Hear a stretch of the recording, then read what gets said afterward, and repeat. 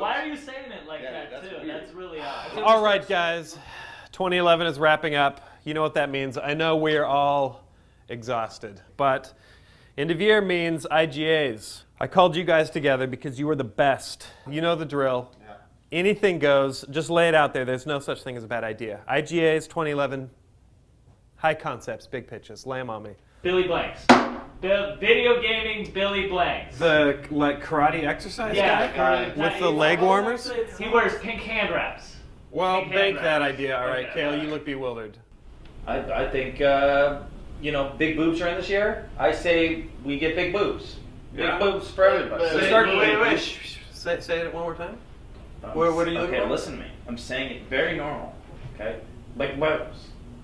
You sound like a chicken. Yeah, that's really weird. Bruce, what are you feeling? I was thinking we all dress up as furries, and everyone presents as furries, and then giant furry orgy at the very end. Just all on stage, rip off the clothes. I'm kind of liking that. Now imagine there's dubstep underneath. And then and then we go up, and then we just... And then there's like, we just do this. I kind of like this.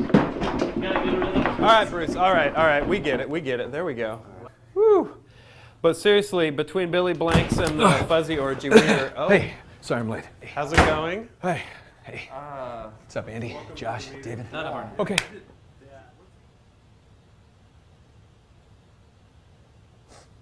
Where did you come from? Huh? Huh? No? Yeah, All right. I Well, was, welcome to the IGA meeting. It's another brain. This is Yeah. all right. New guy. Yeah, so where are we going from here, you guys? We've got a furry orgy, we've got Billy Blanks, with boobs. Starting to take shape, but we don't have a show yet. We really need something to kind of tie this thing together. What about, if you're not going with Kovic, what about that guy, the voices in the games, you know, the guy with the voices, does all the... Mark Hamill? Yeah, Mark Hamill. No, thanks. He's talking about a video game voice actor as the host of the show. Right. Oh, okay. Anybody play Arkham City, the Penguin? Huh? It's Arkham City? Something like this. That was good. Batman was good in there. Yeah, Joker. Can we get Bruce Let's Wayne? get the guy that did the Joker. No. Not Mark Hamill. Okay. Not Mark Hamill again. All right. Here's the thing, though. Other than Mark Hamill, I just don't think anybody gives a shit about video game voice actors. I think. Well, then who's your favorite voiceover actor in a game? Silence, maybe? I do my own voices. Like sometimes when I'm playing, like, I'm Nathan Drake. I'm really tough. Yeah. Nathan Drake. Now the guy who does Nathan Drake, because he does the motion capture and the voice, and a lot of people say I sound a little like him. Did he even have any lines in Uncharted 3? So. Bruce, do that line then. Ow! There you go. Yeah. It's actually a lot of work, I heard. Yeah? Yeah. A lot of, a tight Lycra suit. There's balls all over you. You sweat. Do you have any idea how hard that must be for me, him? It was Charlton Heston. Charlton Heston is dead. And it's not Mark Hamill. We're not giving away any It's awards. not a voice actor category. Wait. There's no award for best voice in a video game? You just talk into a microphone. Yeah. It's awesome. That's like somebody's job. Oh, I won an award. I'm on my phone. Whoa! Bye, honey. I gotta go to work and talk to the microphone.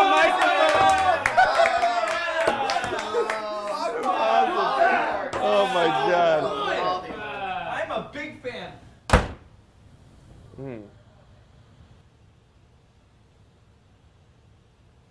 So we're gonna fire Kovic, we're gonna hire Billy Blanks, we're gonna get a bunch of furries, and we need big boobs. Big boobs. Big boobs. Big boobs. Big boobs. Big boobs. Big boobs. Oh yes! FIFA 12. Congratulations to the guys over at EA Sports for making an incredible game this year. You know it's a good game when you're not even a fan of the game and it makes you play it. A lot of good games that came out this year. It was really tough for us. We went back and forth, a lot of arguments in the office, but I think we got the right. The best trailer is the one that invites us to an experience we probably never even imagined. Crafting that trailer is as much an art as creating the game it represents. A trailer has fewer limits and more opportunities to tantalize its viewers. A trailer is a blank slate for showcasing a game's hopes and dreams as much as its execution and experience. At its core, the best trailer of the year will distill a game down to its pure essence, and then, using great cinematography and an eye for flair, excite every viewer for the final product. Here are the nominees. Dead Island Official Announcement Trailer. Crysis 2 Story Trailer. Gears of War 3 Dust to Dust Trailer. Assassin's Creed Revelations E3 Trailer. Saints Row the Third Announcement Trailer.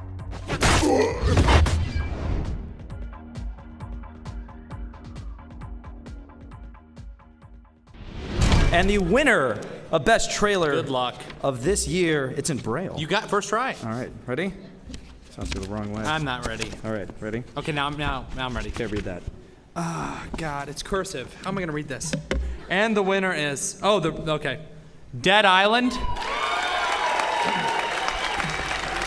Yeah! And unfortunately, they couldn't join us tonight, so we have to play a video for you. I'm sorry. It's beautiful. It is. Enjoy. Oh, hi, good to see you. I'm Pete Brawley from publisher of Dead Island, Deep Silver. We are thrilled and honoured to accept the prize for our Inside Gaming 2011 Awards Best Trailer for our Dead Island announcement trailer. I'd just like to take this moment to thank all these people who made it happen. Gary Lark, Anton Barco, Christian Luline, Philip Foley, Vincent Comer, Malte Wagner, the guys at Access Animation, Stuart Aitken and Andrew Pierce, and the guys at Savilus for the haunting musical score. I would also like to thank, in fact, let's say, dedicate this award to the viewers of Machinima. And in fact, everyone who watched the trailer, shared it with their friends, and made it the sensation that it was. You guys are awesome. Thank you for everything. There's no denying the absolute fervour surrounding multiplayer gaming over the last few years. Whether you're locally solving puzzles with your friends or shooting them in the face over the internet, more games than ever are reaching new levels of engagement, keeping you entertained months, if not years, after release. Our best multiplayer game honours the experiences that stand out when you're playing with or against other humans. So here are the nominees. Battlefield 3, Call of Duty Modern Warfare 3, Mortal Kombat, Uncharted 3 Drake's Deception, Gears of War 3,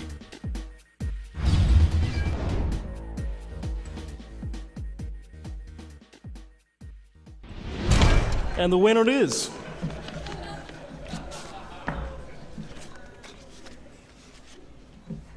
Gears of War 3.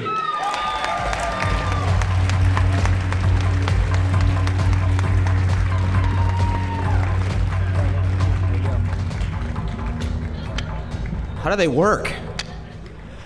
This, what? No, that's later. That's across the street.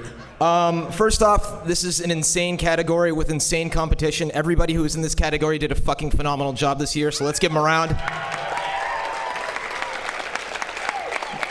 This, for myself and the studio and everybody involved, this actually means a lot to us because for those of you who were around when Gears of War 2 launched, the online launch was a bit of a clusterfuck.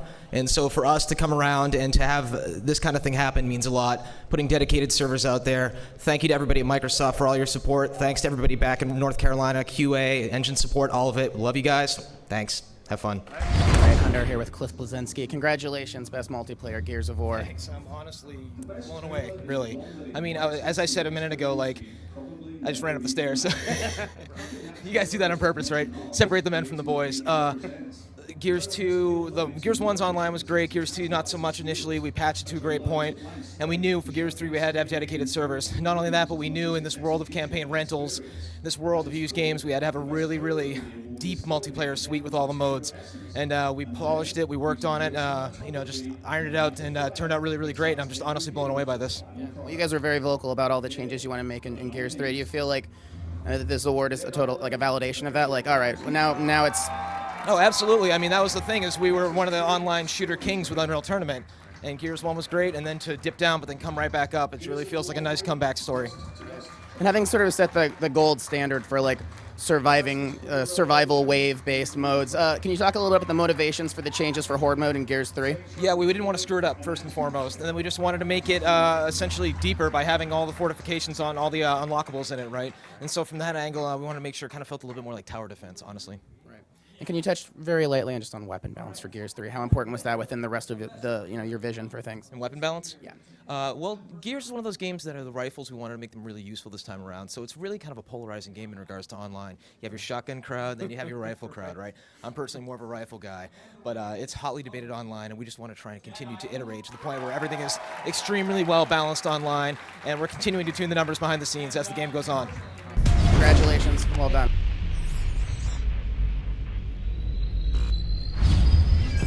Games used to rely on crippling difficulty and the tease of beating a high score to keep us interested. Now we'll finish games not to satisfy our ego, but to witness the full, evolving conclusion of a story. From the baby steps taken in Donkey Kong's cutscenes, to the sprawling, interactive stories in today's games, we've since met characters, settings, and experienced stories that are timeless. Best Narrative calls attention to the game that breaks new ground in this ever-evolving art form.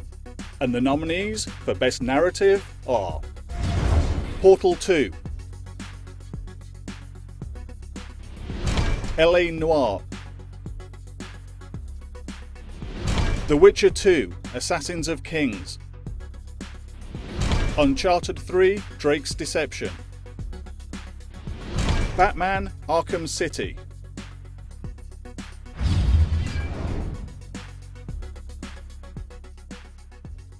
and the winner goes to Portal 2.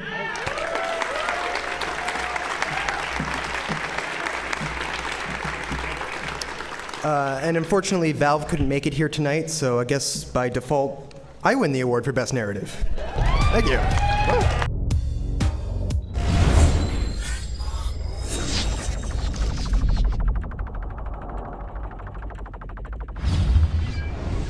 Games are art, there's simply no question about it. From the paintings and sketches at the concept phase, to the programming and modeling needs that turn the design vision into a compelling environment, art direction encompasses many varied aspects of a game's total package. This award goes to the game that best executes the development team's creative vision. From the overall visual style of the world, to the minute details of a character's look and behavior, from the slickness of the user interface, to the choice of color palette and evocative mood of the setting. The game with the best art direction ties all these elements together, and looks damn good doing it. So here are your nominees. The Elder Scrolls V: Skyrim, The Legend of Zelda: Skyward Sword, Deus Ex: Human Revolution, Super Brothers Sword and Sorcery EP, Portal 2,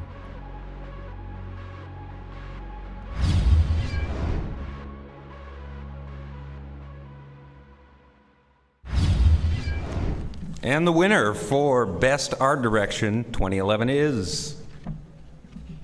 I'm pretty sure they asked for this. It's Deus Ex: Human Revolution.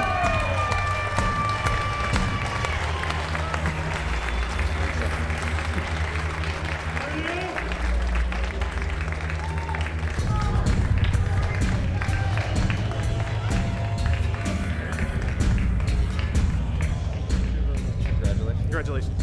Congrats. Wow. I just want to thank all the people who work on Deus Ex Human Revolution, starting with our art director, JJB, and his team.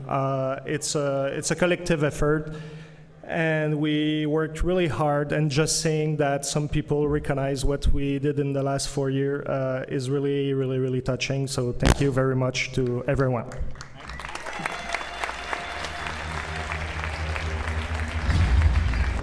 All right, Hundar here with JF. We're talking Deus Ex, Human Revolution. Congratulations. Well done. Thank you very much. Can you touch just a little bit on sort of some of the influences that went in your mind, going into this game?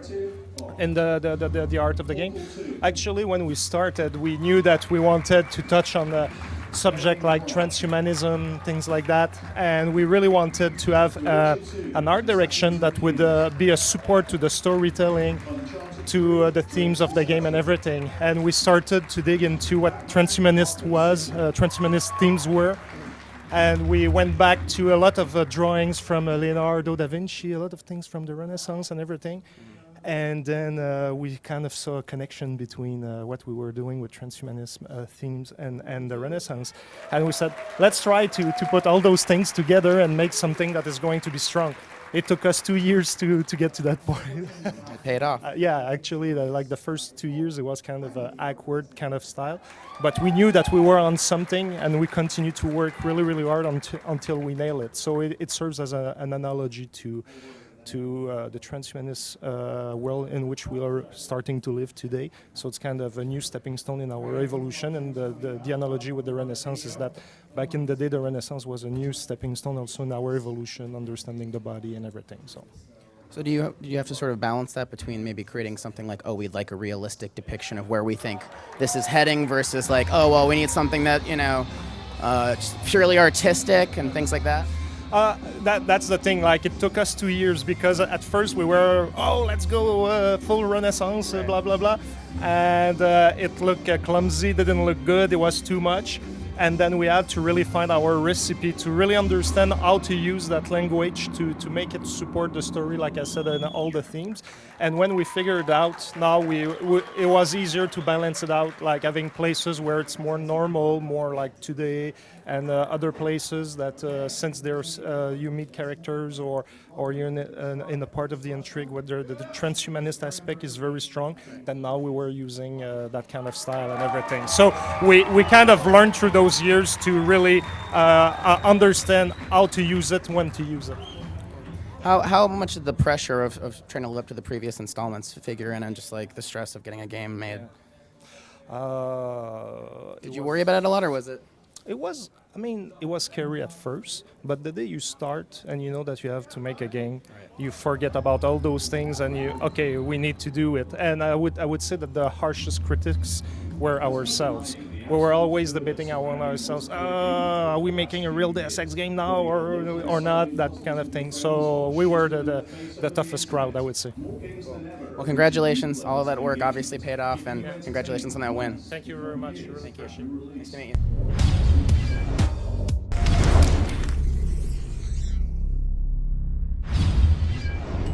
Whether it's the crooked smile and twinkling eye of that plucky hero, the mechanical transformation of your favorite gun or robot, or simply the way the leaves in the forest rustle in the wind, great animation displays a mastery of crafting a believable world in the video game universe.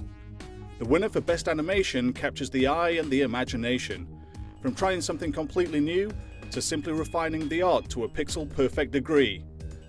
Here are your nominees. Dead Space 2, L.A. Noire, Rage, Batman Arkham City, Uncharted 3 Drake's Deception,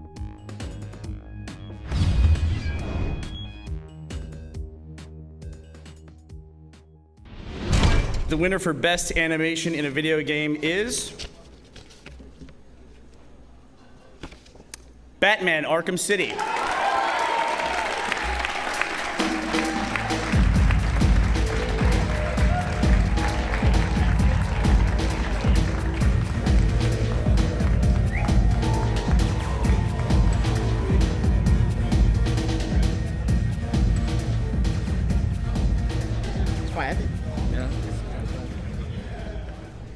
Okay, well, thanks to Machinima for the award, and thanks to Warner and DC for all the support, but mainly thanks to the team at Rocksteady who did a phenomenal job, really put so much of their heart and soul into the game.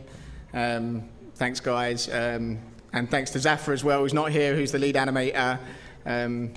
This is for him as well. So cheers, guys. Thanks very much.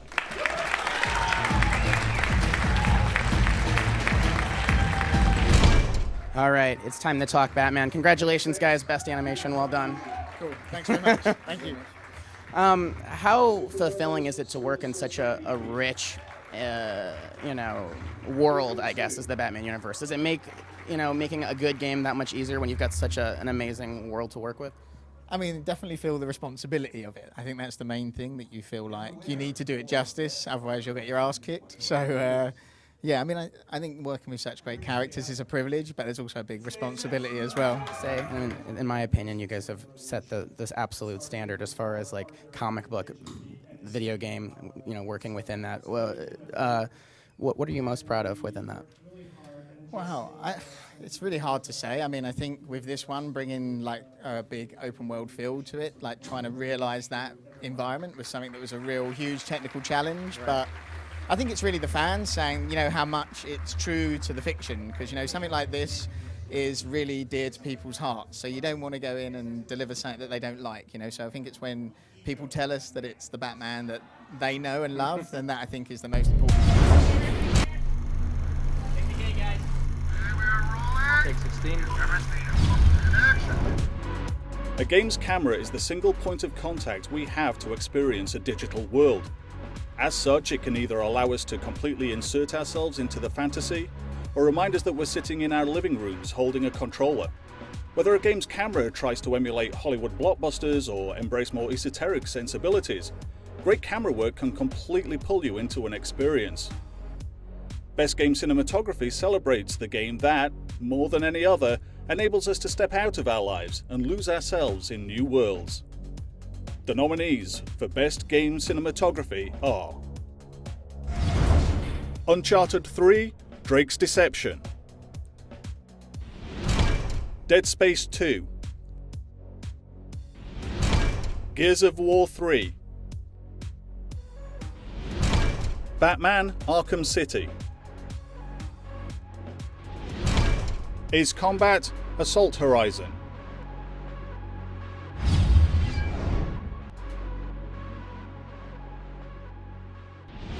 the winner of cinematography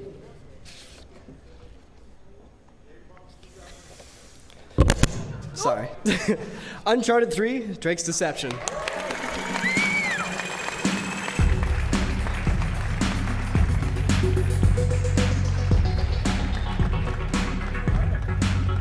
Okay.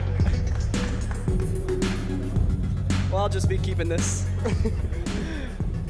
All right, we'll take this then. Thank you. Deliver it safely. Yeah. Under here, I'm talking with Eric. Congratulations on your win, Best Cinematography. When, doing a follow-up to one of the most successful games of all time, what goes into sort of, creating that visual feel, I guess, for the next entry? What goes into, the things that eventually led to this win tonight? Yeah, I mean, there's a lot of process and thought that goes into making our next game seem like it's the next step, the next evolution. We always want to make it bigger than the last one and better. And there's just a lot of work that goes behind everything we do and everything we put into it. We start off very organically and just kind of work it together. What's the biggest set piece we can come up with? What's the most epic thing that can happen? And we kind of just blow that up and just expand on that. With such a game that's so cinematic, how do you sort of balance the need for the player to feel like they're in control versus, we're essentially watching a very pretty movie? Yeah, no, absolutely. That's a question that's actually popped up quite a bit lately. And when you're in this experience, we just want you to feel immersed in that game world. And so everything we do is to kind of drive that sort of feeling home. So when you're playing the game and you're moving along in the game, if there's a sort of set piece that'll get you through there and sort of make you feel like you're a bigger part of that world, and you're in that world and you're living and breathing that world, that's always what we push for. We always push to kind of move in that direction. How important was it for you guys to develop the character of Drake in this particular entry in the series? Yeah, I mean Drake, he's become sort of an icon in the video game world. So he's one of those characters that has a lot of depth and complexity. So as we've moved the series along here, we've wanted to make sure that people get to understand him a little bit better and get to know like how he works, how he ticks. So this game just kind of worked to reveal a lot of the secrets that were going on behind him and what actually motivates him to do what he does. Cool. Well, congratulations again. Enjoy the rest of the show.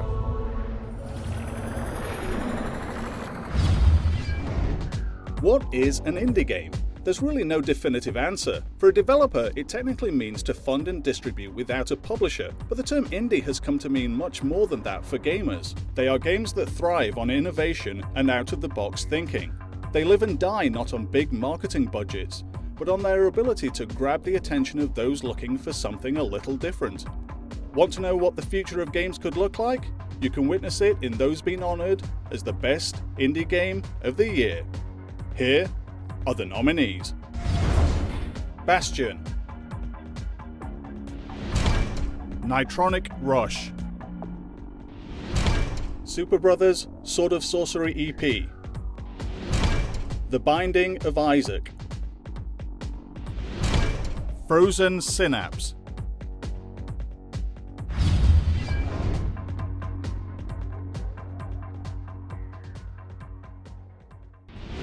The winner is Bastion.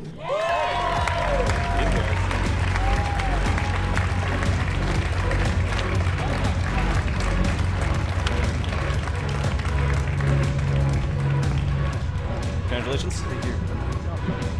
Yeah. You guys. Now these are blocks. You can actually move them around. That's pretty. Wow, that's heavier than I thought it'd be. Thank you very much. Bastion was made by 7 people sitting right there in the living room of a house in San Jose, California.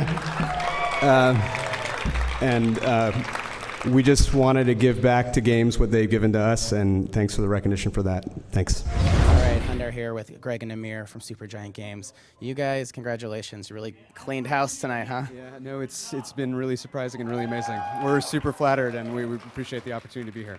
Yeah. Can you just, I'm sure we've heard this story before, but just in terms of coming from working in the garage to this moment tonight, sort of that process, how this year has been for you? Yeah, so it's been an amazing year. I mean, we started in 2009 in the living room of a house, and it was just working on this game that no one had seen until PAX Prime, and then we debuted the game, and then we actually released it this year, and the response has been amazing. It's been really great. Yeah, it's just I think all as we were making it, we were hoping it would be the sort of game that could kind of stick with people and leave a strong impression. But you never really know as you're working on it. So to get the recognition is really amazing. You guys have won awards across a variety of categories tonight. What stands out for you as maybe the biggest achievement of getting this game out there? I'm just so proud of Darren. Like Darren has never made a video game before. He composed all the music for Bastion, did all the vocal direction, did all the sound design, and he's just so good because he loves games so much, and I'm so happy to see him make an impact and be recognized for it. Yeah, it's meant a lot to us. Yeah. Yeah, and I think just being considered in a number of different categories is also, I think, really amazing for us because our team is pretty small, and it's like I think it really speaks to each of the individual contributors on the project that they each made such a big difference to this game. So it feels really good. Well, can you give us a little hint? What's next for Supergiant? It was a while before we showed anything on Bastion, but like we care. I mean, Bastion really reflects like a lot of the things we care about in games. So I think it's like whatever we do next, it's like the gameplay of it, the experience and narrative of it, like all that stuff is really important to us. So we're gonna keep pushing on all that stuff, and hopefully we'll continue to surprise and impress people with any luck. Looking forward to more great stuff from you guys. Congratulations again.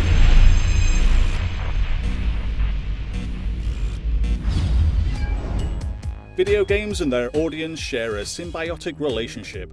As they both advance, the need for maturity and compassion between them becomes more important. Through intense detail, intricate plots, and high expectations, audiences today desire characters to be as deep and intriguing as the worlds they inhabit. Whether characters exist in a small town or travel an entire galaxy, our connection to them during that journey is what keeps us engaged. With that said, Here are the nominees for Most Compelling Character of the Year. Nathan Drake, Uncharted 3. Wheatley, Portal 2. Varric Tethras, Dragon Age 2. Isaac Clarke, Dead Space 2. Adam Jensen, Deus Ex.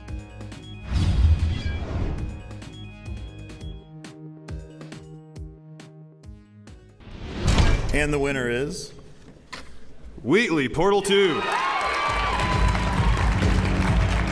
Now, unfortunately, Valve couldn't make it out tonight, so instead they sent this little guy, the turret from Portal 2. Larson, does he have anything to say?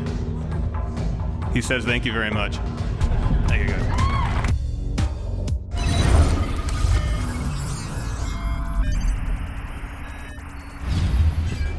What makes good downloadable content?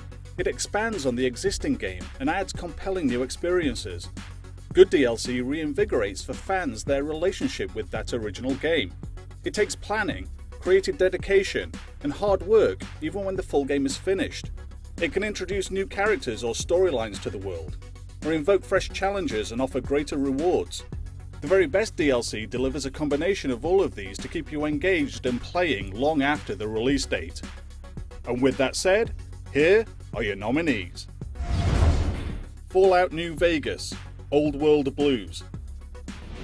Super Street Fighter 4, Arcade Edition. Battlefield Bad Company 2, Vietnam. Portal 2, Peer Review. Call of Duty Black Ops, Resurrection.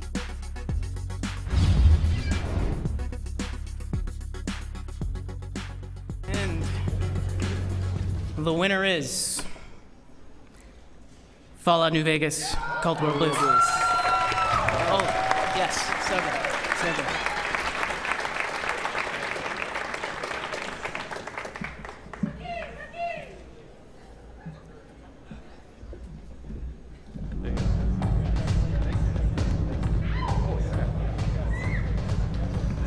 Wow.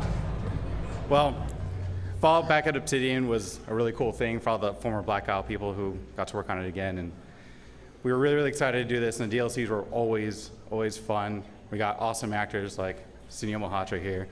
And we can't do it without the awesome team that we had and great QA. So thank you all so much. Jason? And we'd also like to thank QA at Bethesda Publishing in general. Chris Avalone wanted to be here tonight, but he is unavoidably detained.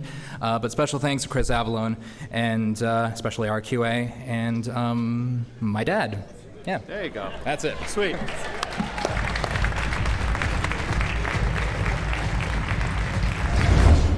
All right, Hunter here. I'm talking with the Fallout New Vegas guys. Congratulations on Best DLC. Well done. What is it about Fallout 3 and Fallout New Vegas, which I feel has kind of really set the bar for DLC, single-player DLC? What is it about these open-world games that basically makes for such good DLC? It's more about the fact that the player is building his own story at the same time. So we're able to set in on one. We want to be able to continue that story, so people who finish it want to be able to go back, keep going. Right. The challenge is finding in where we can put in the hooks so that people can keep doing that and have it make sense to the player. So it's just, we like stories and we want them to keep going. And for us, it's just more how can we get it to sound good and make it fun.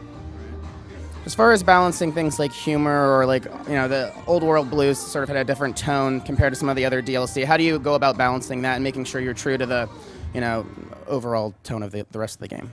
Well, in New Vegas, we introduced a feature called Wild Wasteland, and in that feature, the player can actually choose to take that perk so they can see more of the humor.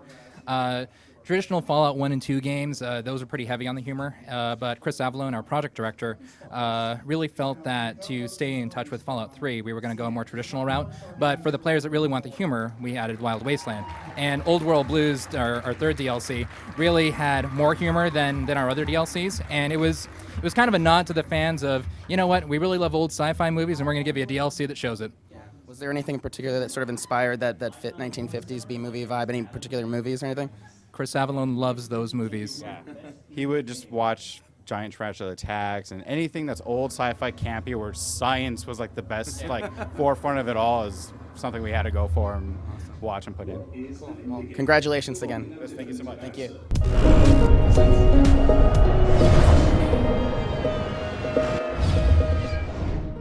If you think a game's score isn't instrumental to its experience, try playing your favorite game muted. A powerful score can make your heart race in excitement or your eyes water in sorrow.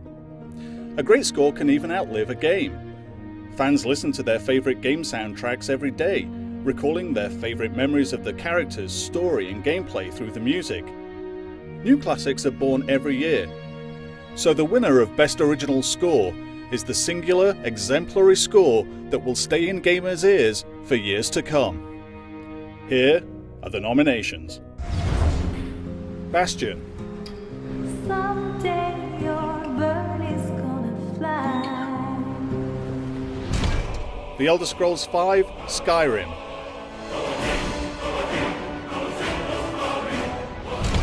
Portal 2,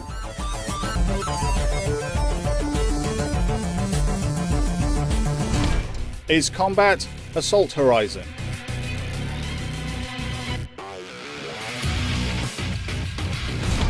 The Legend of Zelda Skyward Sword,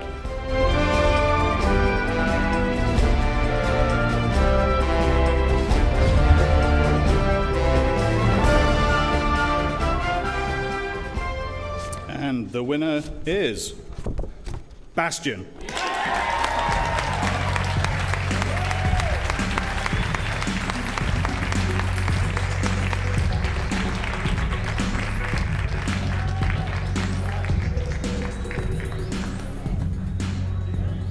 Wow.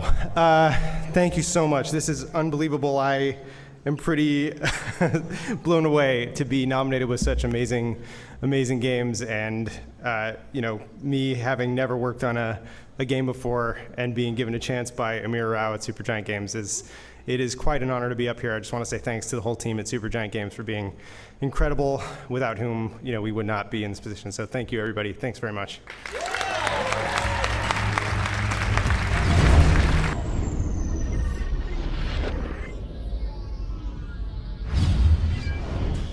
It's not a matter of if one day we will acquire our games exclusively through digital distribution services, but one of when.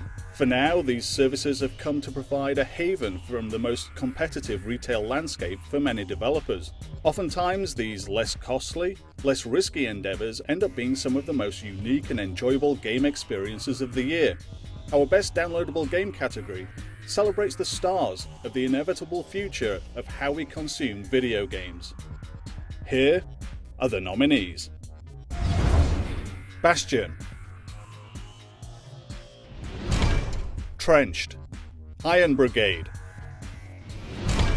Magic the Gathering, Duels of the Planeswalker 2012, Warhammer 40k, Dawn of War 2, Retribution, Orcs Must Die,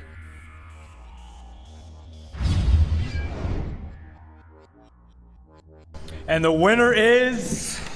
Hold on, sorry to build this anticipation. Wow, this really... It's in there, it's in there. Yeah, right? Best downloadable game goes to Bastion! Woo!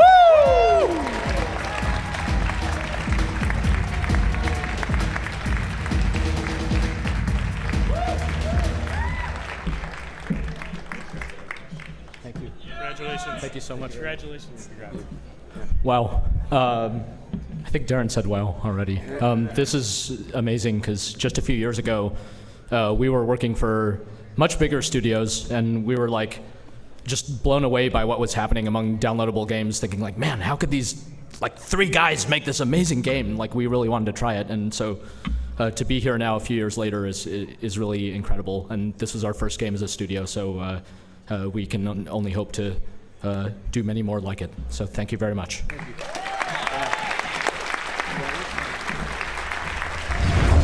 All right, Hundar here with Greg and Amir from Supergiant Games. You guys, congratulations. You really cleaned house tonight, huh? Yeah, no, it's been really surprising and really amazing. We're super flattered, and we appreciate the opportunity to be here. Yeah. Can you just, I'm sure we've heard this story before, but just in terms of coming from working in the garage to this moment tonight, sort of that process, how this year has been for you? Yeah, so it's been an amazing year. I mean, we started in 2009 in the living room of a house, and it was just working on this game that no one had seen until PAX Prime, and then we debuted the game, and then we actually released it this year, and the response has been amazing. It's been really great. Yeah, it's just I think all as we were making it, we were hoping it would be the sort of game that could kind of stick with people and leave a strong impression. But you never really know as you're working on it. So to get the recognition is really amazing. You guys have won awards across a variety of categories tonight. What stands out for you as maybe the biggest achievement of getting this game out there? I'm just so proud of Darren. Like Darren has never made a video game before. He composed all the music for Bastion, did all the vocal direction, did all the sound design, and he's just so good because he loves games so much, and I'm so happy to see him make an impact and be recognized for it. Yeah, it's meant a lot to us. Yeah. Yeah, and I think just being considered in a number of different categories is also, I think, really amazing for us because our team is pretty small, and it's like I think it really speaks to each of the individual contributors on the project that they each made such a big difference to this game. So it feels really good. Well, can you give us a little hint? What's next for Supergiant? It was a while before we showed anything on Bastion, but like we care. I mean, Bastion really reflects like a lot of the things we care about in games. So I think it's like whatever we do next, it's like the gameplay of it, the experience and narrative of it, like all that stuff is really important to us. So we're gonna keep pushing on all that stuff, and hopefully we'll continue to surprise and impress people with any luck. Looking forward to more great stuff from you guys. Congratulations again. Thank you very much. Nice to meet you.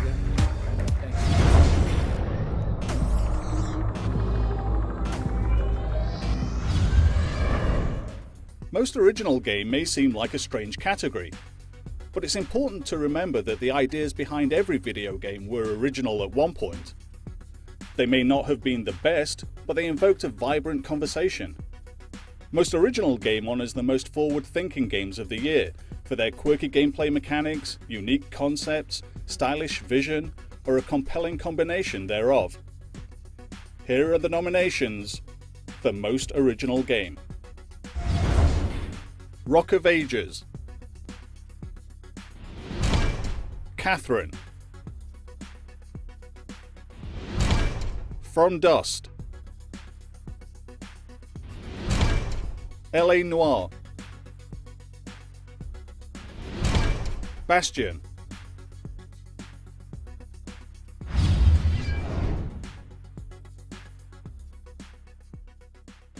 And the winner is Rock of Ages.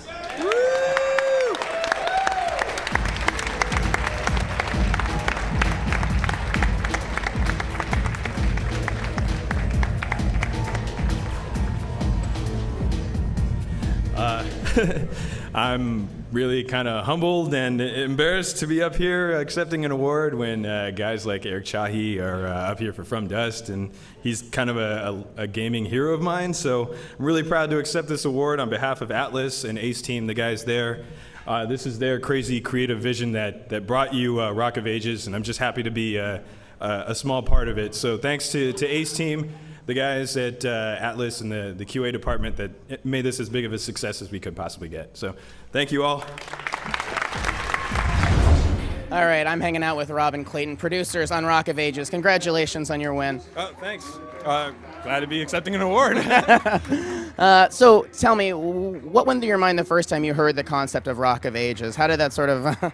I was pretty much blown away because it seemed like instantly like a concept that I could get.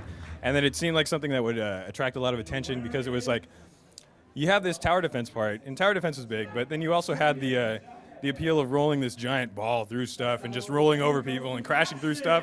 And that was great. I mean, like, it's hard to top that. It's a really visceral thing, and it's like, you can really get into that stuff. So I was really excited by the concept initially from the moment I heard it.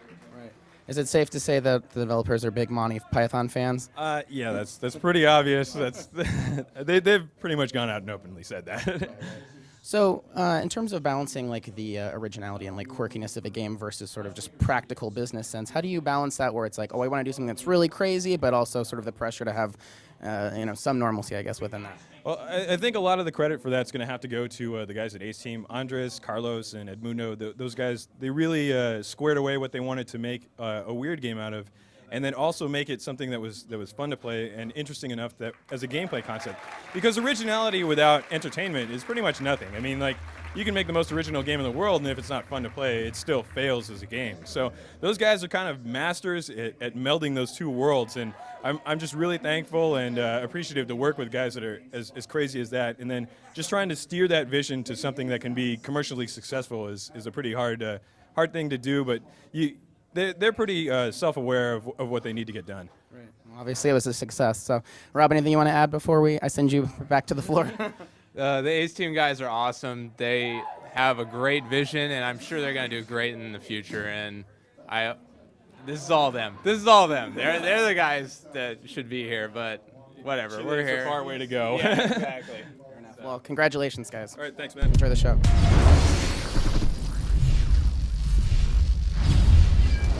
While we tend to focus on the visual components of a game, sound design is every bit as vital to its identity. The sound of Pac-Man's death or Mario grabbing a 1-up is inscribed into our DNA. Of course, sound design in modern games is a good deal more complex. Voice acting and sound effects must work with the gameplay to create a unified experience. The winner of Best Sound Design is our pick of the game that accomplishes this seemingly impossible task. Here are your nominations for Best Sound Design. Dead Space 2, Battlefield 3, Bastion, Her father was sharper than a brusher's pike. Portal 2,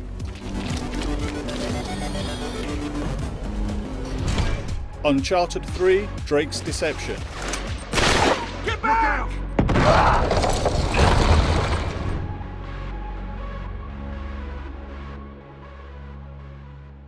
The winner for Best Sound Design is Dead Space 2. Come on up, guys. Of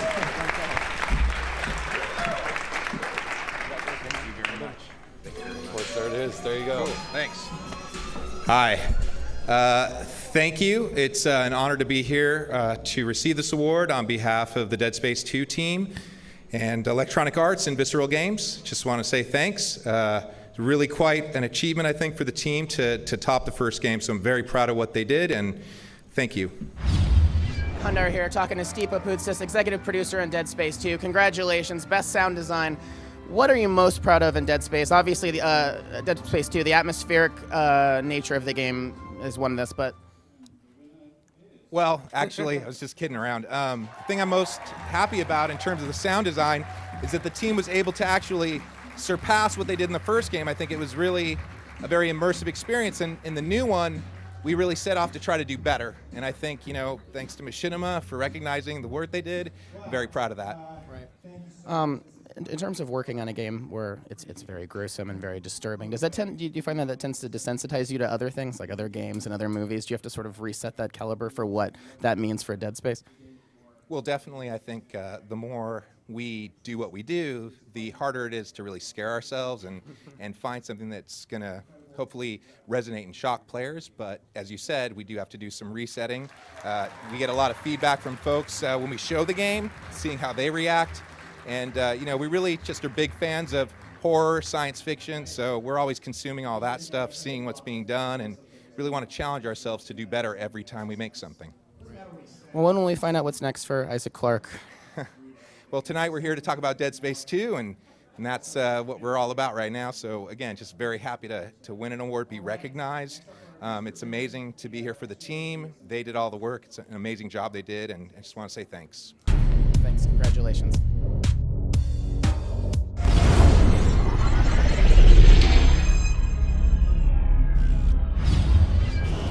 It's the standout. It's the one that every gamer, every developer, everyone devoted to the highest standards of game design plays and is inspired by its style. It's the game we all talk about, and in the process encourage those that don't consider themselves gamers to play, experience, and enjoy.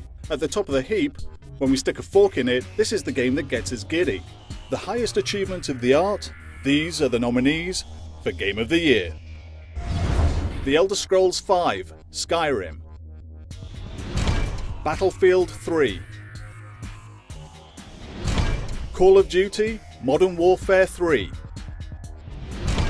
Uncharted 3: Drake's Deception, Portal 2,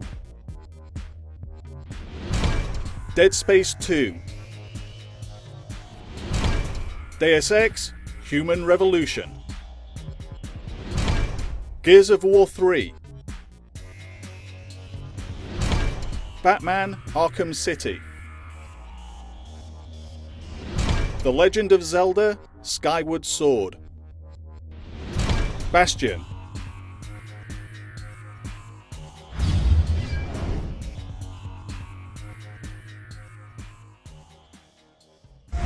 All right, I get to do the dramatic opening of the envelope. Shoot, I suck at this. I have big old thumbs. Okay.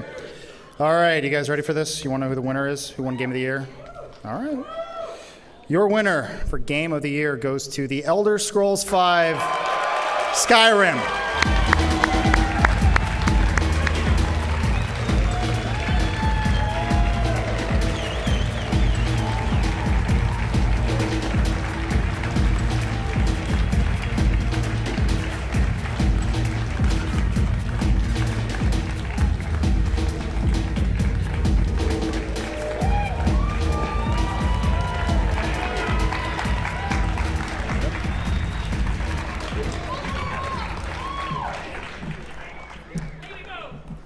Thank you so much. You know,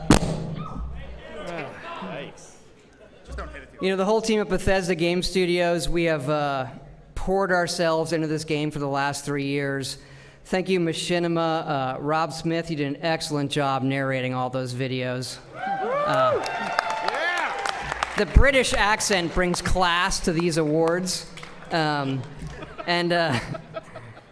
You know, we're just so thankful that everybody enjoyed this game. Thanks to everybody at Bethesda Softworks, ZeniMax Media. We have the best administration in the business. We have the best marketing in the business. We're a private company. We publish and make the games that we want to play. And we're just so thankful that everybody supported this game, especially my wife at home, all of our families who supported us in making these games. It's just a blessing to us that everybody has taken to this the way they have. Thank you so much. Yeah, I'd like to thank Machinima for the award. This is an incredible honor, and I want to, especially thank the team back at Bethesda, because without them, none of this is possible. Amazing, talented group of people, and it's, pure joy just working with these people every day. So thank you very much.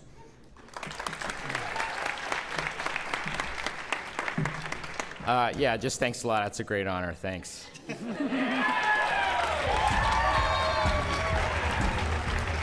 All right, guys. The big event. Hundar here with part of the Skyrim team. Congratulations. I'm so happy in this moment right now. Can we? Did you choose us? You were the one, right? I'll tell you, if it came down to me, it would have had the same exact result. So let's just talk really briefly. It's been a long road here. Just from where you started to now, some of the biggest achievements for you guys. I mean, I think it is sort of, we're surprised by how many people have taken to the game. Like, we like it, but you never know if that translates to a larger audience and then everybody, so that's, I think that's what's most rewarding, is that people have taken to the game in such a big way. Right. Yeah, definitely. I mean, seeing, a world and a game that we've been working on for so long come to life, and the fans just, loving every bit of it is, really amazing for us. And, we've been working so hard on it, and finally get it out there and have people really love it is just amazing. Yeah, actually, I'm a big fan of the YouTube videos. More videos, please. Absolutely. Is it interesting sort of seeing, like, okay, here are the things we predicted people would go to, and then there's weird things like arrow in the knee jokes where it's just like things take off in such weird directions, Early when that line went in, we were trying to make the guards have more personality so they would react to you. And Emil Pagliarulo wrote that line, and we all kind of liked it, but then it just, yeah, you Take know. off, right. I think it's something when your game kind of reaches this tipping point, Yeah. and then it just becomes something that, you know, it becomes the audience's game more than our game. Right. And that's very, very special. I'm barely back. You just saved the show single-handedly. Jared Garrettson from Zombie. You're putting the finishing touches on a new Blacklight game. Yeah, how's that going for you? Amazing. Good talk. Thanks for coming by. What are we talking about next? Blacklight Retribution, dude. We freaking loved Blacklight Tango Down, and you guys are running with Retribution in ways that you literally were unable to with Tango Down. Are you stoked on like the way this game is shaping up? We're sorry about the voice. We're really excited about this game. This game was the game we wanted to make last. Like Tango Down to Retribution is so different. I mean, it's the equivalent of probably like Halo 1 to Halo 3. And people would like freak the fuck out off that, including you, nerd. Another dev, by the way, who speaks in terms of other games. I love it. I love it. I am super hyped how much Machinima did for us. I love Machinima for that. I've become a fanboy of Machinima because of, well, not only because of what Dude, we love you, bro.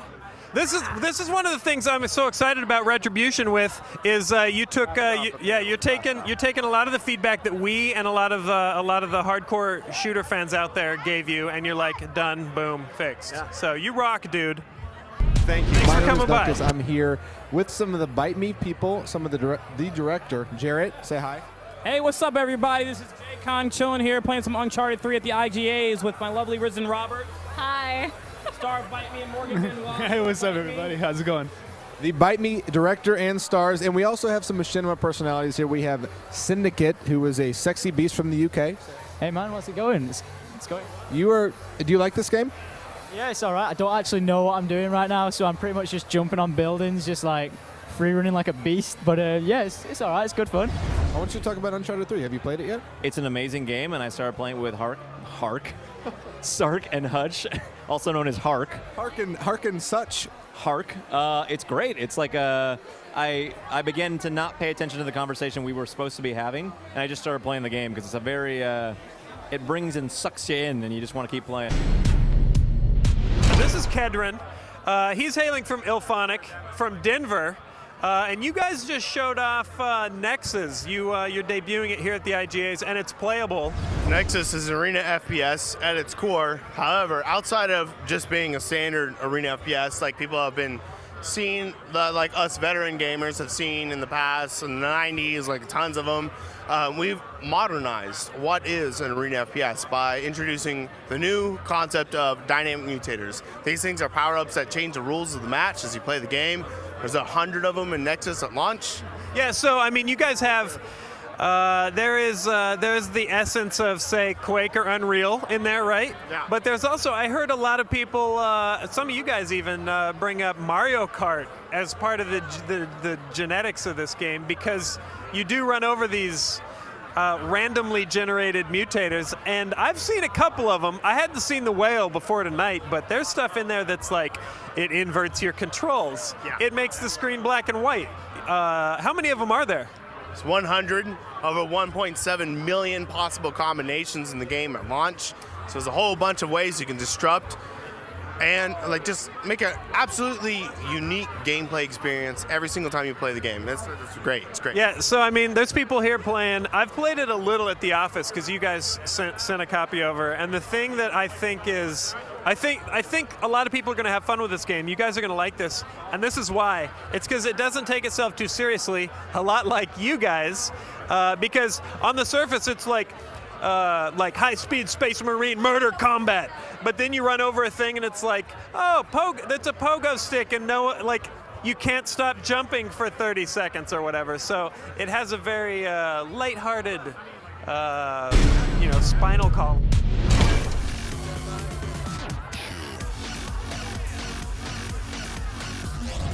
the Respawn Channel Award this year is going to Gears of War 3. Yep, boom, Gears of War. This is our award, Respawn Hearts Gears of War, and we're gonna scoot. Holy crap, get in here, get in here. Yeah, buddy. Boom, that's for you. Oh, wow, Trophy, like you've never gotten one of those, huh? Every single one means the world to me, though. Cliff Blazinski, everybody.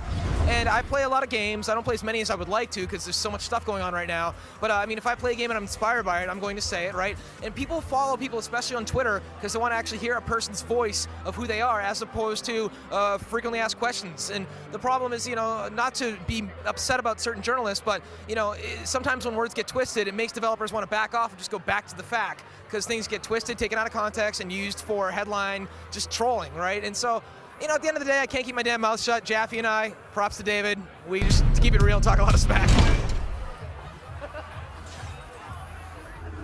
What is Realm's Game of the Year? All right, Hundar. Well, the winner is Dovahkiin. I wish I knew the lyrics, man. I would fucking. What is it? It's I would be Skyrim. all It's over Skyrim. that. Shut up. It's Skyrim. It's Skyrim. Skyrim! God, how great is this moment? Honestly, this is really amazing. Thank you guys so much for this award. It really means a lot to us. Thank you so much for this game. It means so much to us. Clearly, the people have spoken. Game of the Year for Inside Gaming, Player's Choice Award, and the Realm, which is like, imagine, you won the big awards, but also the core group who would have loved you no matter what. We wanted you to have this. Well, we definitely love all our RPG fans, so this is really amazing.